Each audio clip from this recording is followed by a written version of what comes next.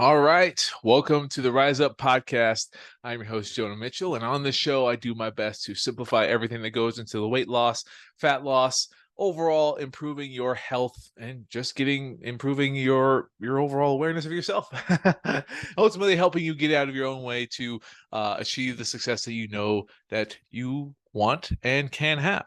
And I'm excited to talk about today's episode because this is something I've been talking a lot with my clients, and I have a few really fresh stories that I want to share with you on this topic today. So if you're a longtime listener, thank you so much. If you're a new listener, I hope you find something helpful or insightful in your process. And if you do learn something new, or if I help shift the perspective, I'd really appreciate if you share this episode with at least one person. My entire goal is to help you wherever you're at. So let's jump right into it. Let's talk about the two biggest reasons why people don't get to where they want to go. I'm gonna start with my first one. I mean, a big reason why I even do this podcast in general. Like how many people I've coached, and um, the common I guess I should say the similarities that really ends up holding people back from getting to where they want to go. And this first reason is themselves, is you. You are the reason why you are not getting to where you want to go. And what I mean by this is we get into losing weight and improving body composition for very shallow reasons, shallow purposes. It's more of an emotional reaction decision. Yes, there's a point where you can get frustrated and want to see improvements, and losing weight can definitely help with those things, but we go at it with that reason alone of seeing numbers improve or go down. If they don't, it gets very frustrating and demoralizing to the point where we stop trying. And the only thing that really guarantees that you will not get to where you want to be physically is if you stop trying. So when I say you're getting in your own way, you have a lot more reasons to stop trying than you do have reasons to keep trying. And it comes down to that clarity. Like, why does this matter? Where are you going with everything? And where are you going with this decision to make a change in your life? And my episode last week was about keeping the end in mind, reminding yourself of the negatives that could happen if you don't stick with the changes that you want to. For most people, they oftentimes life is going to challenge you. Life is going to remind you of how difficult it is to juggle yourself alongside your job, your family, your other commitments that can oftentimes take more precedence above you. A lot of us put ourselves last. So when we don't have very many reasons to keep trying, when it's easier to say, I don't want to try. I want to give up. I want to just stay here. I'm unhappy. I'm uncomfortable, but it's easier staying here than it is to keep trying and keep quote unquote failing. This is why a lot of us don't get to where we want to go, because ultimately we get to the point where we just stop. We just stop trying. So how we stop this, how we counteract the situation that we find ourselves in a lot of the time, is by getting abundantly clear on why the change matters, why it matters. Because life doesn't care. Life doesn't slow down. Life will still have its stressors. This is why motivation doesn't work. Because every time you get motivated, it's a feeling. Eventually that feeling will go away, and the same energy, the same stress that you were dealing with is still there. So that's why, if you don't have a deeper reason other than I want to feel better, I want the scale to go down, and like, why? What are you missing? Give it more detail. Give it more detail. Because this is why I love listening to Tony Robbins. Tony Robbins he's helped me out a lot with kind of figuring out a lot of stuff for myself, but he's helped me a lot with my coaching.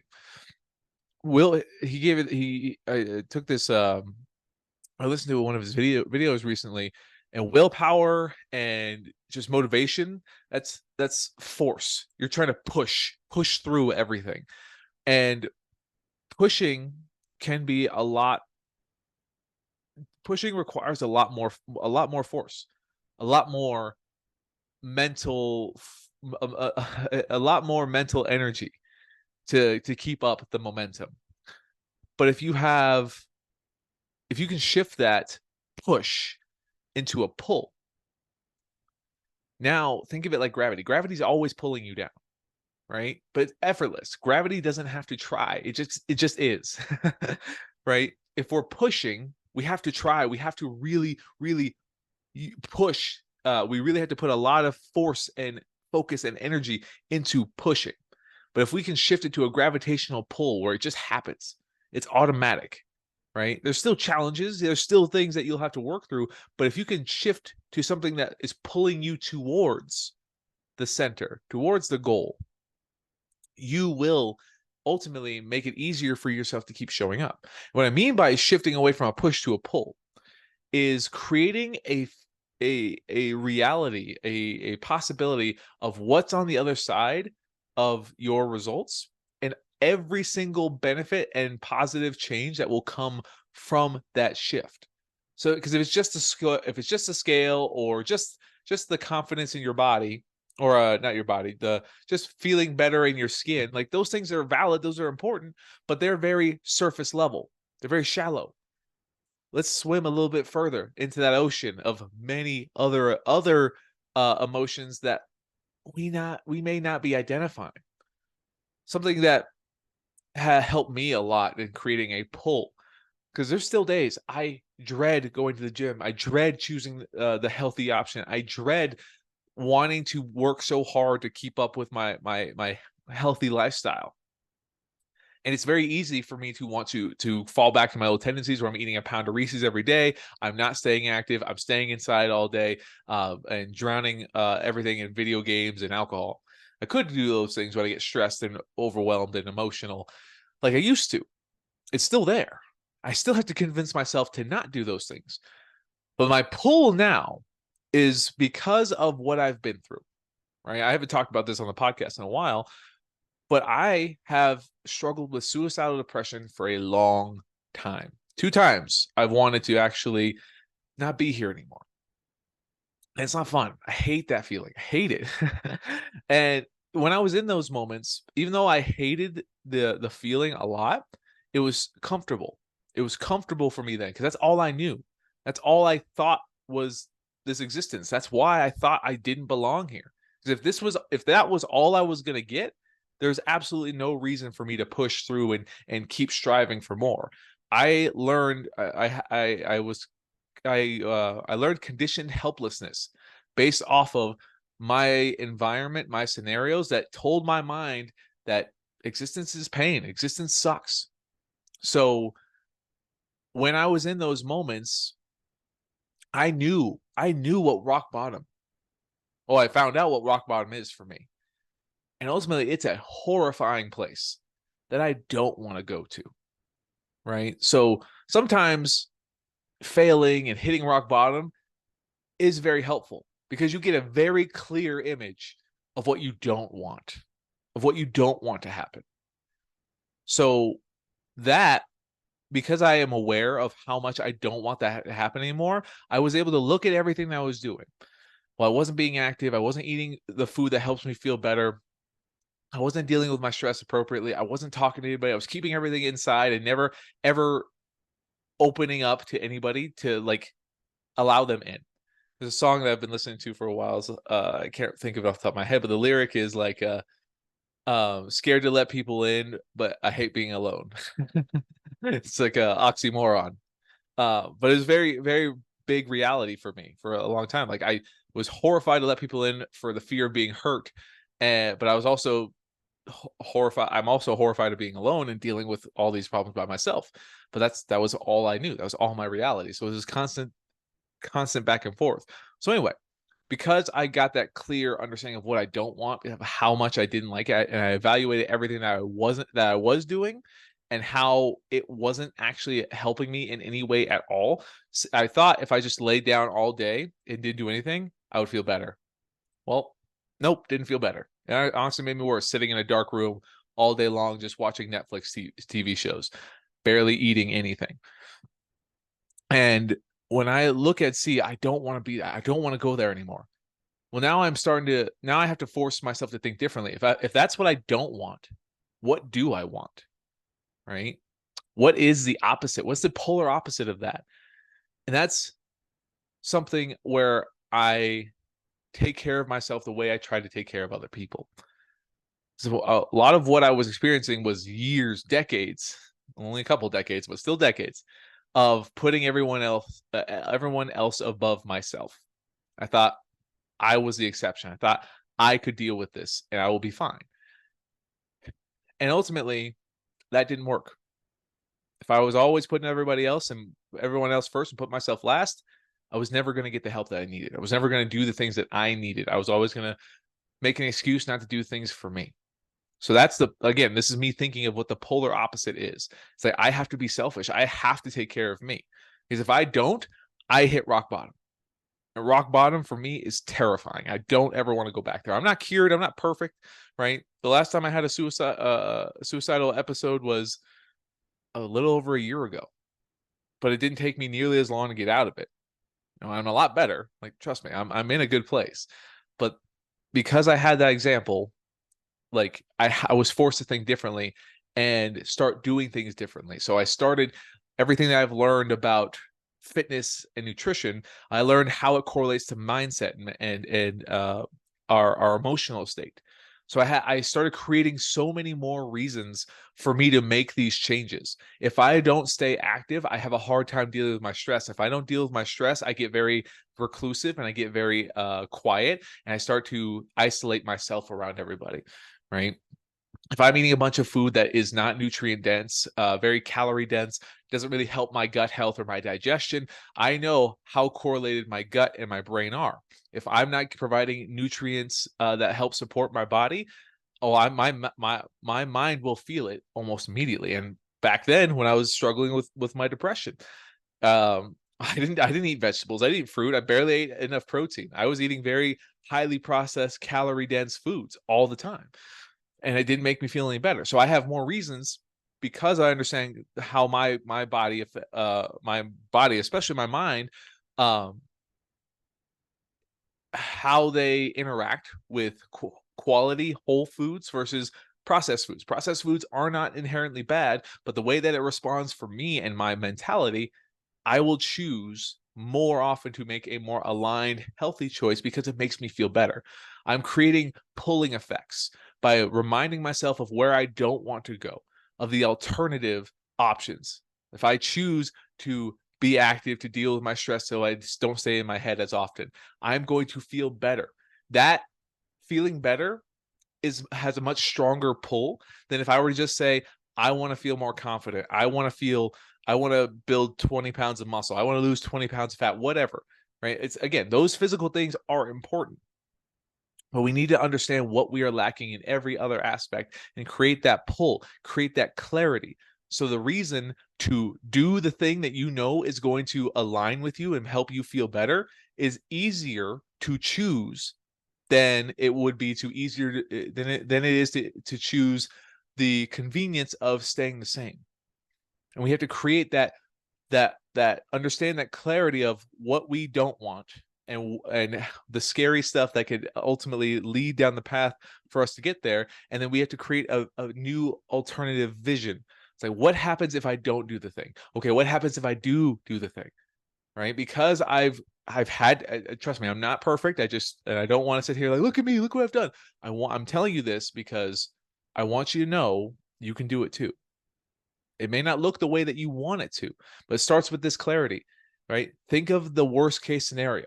Great. Now you have that worst case scenario. How do we make sure that we start implementing even the smallest step that will push you in the right direction away, or I'm sorry, I should say, pull you in the right direction away from that reality of what happens if you don't do the things that will ultimately get you to where you want to go. This is what gets you out of your own way. Because when life throws your curveballs and you have a clearer vision, you have a pull of like, okay, if I don't take care of myself, I can go back into suicidal depression. Again, I'm using my example. It would be different for you. Everyone's going to be different. I'm not willing to go down that path of suicidal depression anymore, because I like the pull of how I feel now. I feel so much better about myself, so I can show up better for the people that I help. That pulls me more, especially on the days that I don't want to do the things. When I don't, like today, before we go for a flight, I don't want to go to the gym. I'm trying to finalize everything before we leave, and I'm like finding every excuse not to go. But if I don't go today, I'm gonna barely have enough time throughout this next week that while I'm traveling for a whole week.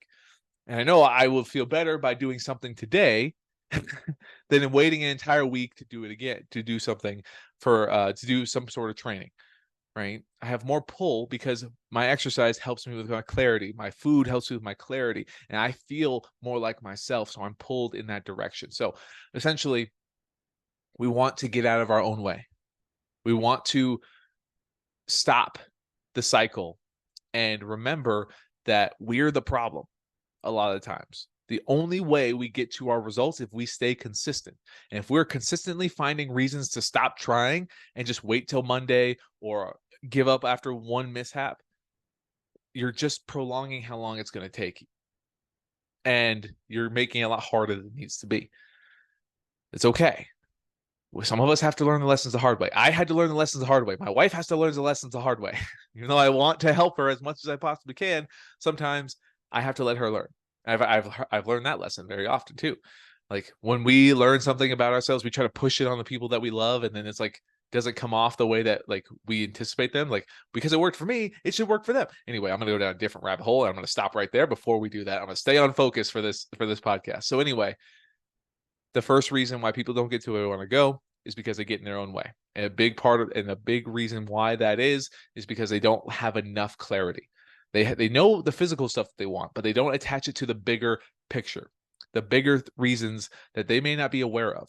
The comfort, the communication, the life that they want is it also attached to this. And when we work on this stuff, you're going to be addressing more than just calories and workouts. You're going to be addressing your reactions. You're going to be addressing your feelings and a lot of things that you may not like addressing. But if we don't address those things, if we address those things without clarity, without the big reasons, that's why it's easier for you to give up.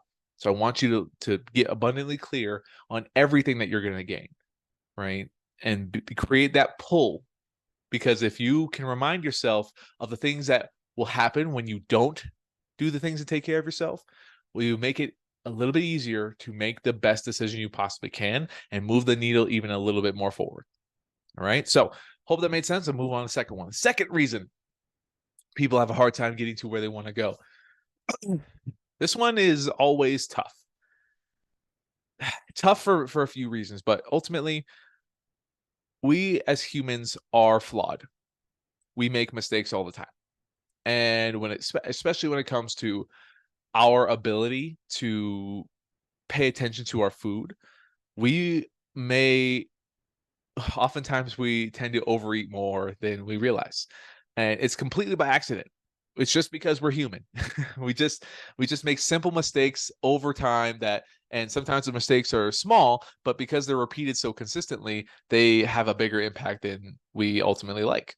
So when I say this, like trust me, or believe me when I say I'm not sitting here saying, okay, you are blatantly sabotaging your goals. No, I want to help make it easier to why you may not be seeing the results that you want. And ultimately, the only thing that you need to understand when it comes to weight loss is calories in versus calories out.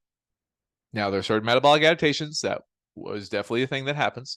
But if you consume less calories than you burn, your body will utilize the stored energy on your body for fuel, and that's how weight loss begins and continues.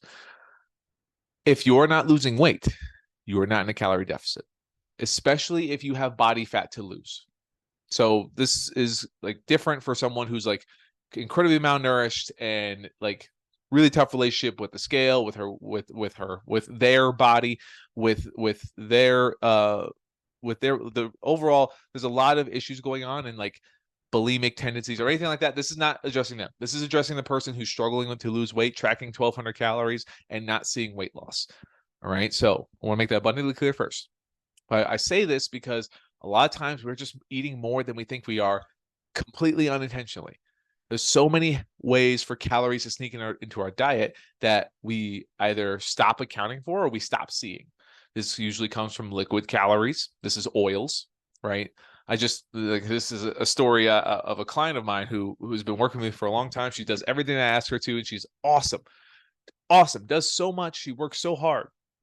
And the scale went up 3 pounds, and we were super confused, and I'm frustrated, especially because I want her. I mean, I want all my clients to succeed, but this client literally did everything I asked her to. If I told her to stop eating like a certain food item because it was making it harder for her to stay consistent, she said okay.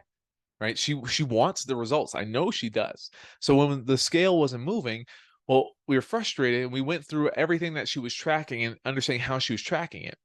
And we double checked how she's tracking her protein. We double checked how she's tracking her carbs. And then we double checked how she double checked when we double checked how she was tracking her fats. She was not accounting for oil, and specifically 0-calorie spray oil. Fun fact, 0-calorie spray is not actually 0 calories. it's a trick that, I guess technically it's a trick, but it's a trick that these food companies can utilize by making the serving size so small that they don't have they get to round down, and more often than not, companies are going to round down their calories and they're going to round up. So like when you look at 0-calorie spray, it's like 472 servings in one can. What's a serving size? 0.25 second spray. that 0.25 second spray is about 5 calories. So when you do that, it doesn't seem like a lot, but a lot of people don't realize that it's not actually 0 calories. So when they're spraying their pan, they're spraying their food, they'll hold down the button, right? 0 calories, just fine, right? And then they end up spraying way more calories than they intend to. And they do this for every single meal. Now they're adding upwards of 1 to 300 calories per meal without realizing it. And they're not over consuming food. They're over consuming calories because it's snuck into our diet, right? When we're tracking calories and we're not making sure we're picking raw options or cooked options, that's affecting the numbers. And you may be over consuming calories because you're tracking all raw weights when you should be tracking cooked weights, right? You're not being specific with, like, if you have if you're just using the same steak over and over again, but it's different cuts of steak. Different cuts of steak are going to have different macro descriptions, so, and calorie amounts. So there's going to be discrepancies. Liquid calories, sauces, they're so easy to go overboard. Like if you ever look at a peanut butter serving or a ranch serving, like it looks depressing because a lot of us are used to eating 2 big heaping spoonfuls of peanut butter or drenching our salads or vegetables in ranch. Again, none of that is bad. It's just because of those foods, how tasty they are, they're just so very easy to overconsume. And because we lack that awareness or we're not paying attention to it a lot of times, we are over consuming completely by mistake. So when you're having a hard time, and going back to that client I was talking about earlier, when we were having a hard time seeing the results that we wanted, and she's checking off all the boxes, right? When we went through all that, we found out, okay, the oil was not being accounted for. And then her sauces, she wasn't necessarily accounting for them. She wasn't sticking to the serving size, because a lot of people have a hard time with understanding how to apply sauce serving sizes to food serving sizes, which is totally normal. So then when we said, okay, we accounting for oils, we're accounting for sauces, right? She started noticing how different her portion sizes were when she just started accounting for the serving size of her sauce. She almost looked like when she actually weighed out the sauces, she realized that she was probably tripling, if not quadrupling, the serving size. Now, not all there's a lot of sauces out there that are very low calorie, but there are some that are not very low calorie, and very easy for us to overconsume calories. And because these sneaky calories are so easy, we don't necessarily feel like we are overeating, right? Because a lot of the time, if we prioritize whole foods and we feel like satisfied, but we're sneaking in these liquid calories without realizing it, well, we could feel totally fine and not be seeing any results completely by accident. So when we're trying to essentially, I want you to start paying attention to the small details. And are you tracking your oils? Are you utilizing 0-calorie sprays? Are you tracking your sauces appropriately? We can't get to the point where we know what to change until we address these two areas. Until we address the part of us that constantly gets in our way, and until we address the part of us that is unknowingly making mistakes. If we don't address those two things, I can't help a person make an adjustment because the data, the information is skewed. If you cannot be consistent, the first level of achieving your results is consistency. If I can't get someone to be consistent with their water intake, I can't expect them to get consistent with a macro target. So once we address these two things and we account for those discrepancies, then we can look at targets and consistency of calorie allotments and the full story of what your body is saying, like what's your body weight doing, how's your body composition looking, all those fluctuations and changes. If we don't check these boxes off, we can't get to those adjustments appropriately in ways that will actually lead to sustainability. Right? I can give everyone 1,000 calories and make them run every single day, and I would make a lot of people happy for seeing the scale move the way that they want to. But I don't just want people to lose weight. I want people to lose weight, understand why they're losing weight, and understand how to keep the results. And this is a big part of keeping your results, is catching all of our initial mistakes, catching all of our instinctive reactions that don't actually align with what we want to do. And once we do that, and we get consistent with that, and we show up the best way that we can, no matter what, we create a pull force that pulls us in the destination we want, instead of always just using willpower and motivation that's just push, right? When we create more reasons to show up for ourselves and we have reasons to stay the same, it becomes a pull and no longer a push. And we have a pull. When we have that pull and we're showing up consistently, then we get to look at the discrepancies of tracking and how those nuances can ultimately impact us and hold us back. So I hope you found this helpful and insightful, and maybe help you out wherever you're at. Like I said at the beginning, if you enjoyed this episode, if you learned something new, please share it with somebody else, at least one person. And also, if you ever have a question, please feel free to ask. Shoot me a message on my social media. All the links to that are down below. And yeah, I hope you enjoyed. I'll see you on the next one.